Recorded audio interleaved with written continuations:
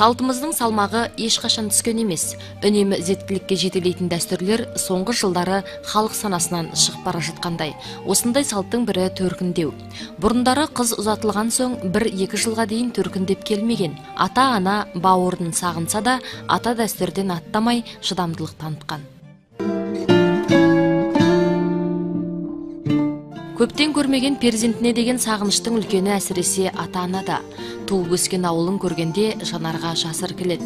Думандатып төркіндеткен қыз жөн жоралғысымен келеді. Жылқысын жетектеп, әулеттің үлкен кішісіне сый-сияпатын әкеледі.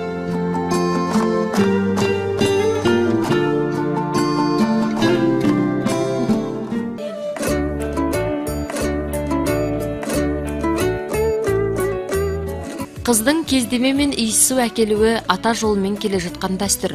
Оны қыздың ата-анасы дүние салғанда шын киімге пайдаланады. Ал салтын жасап келген қызға әкесі де жөн жоралғысын жасайды. Төркіндеу қыз ғұмырында бір-ақ рет болғандықтан, қыз өзінің туған ауылын, ағайын туыстың үйірін аралап 20-30 күн сағынышы басылғанша жүрген.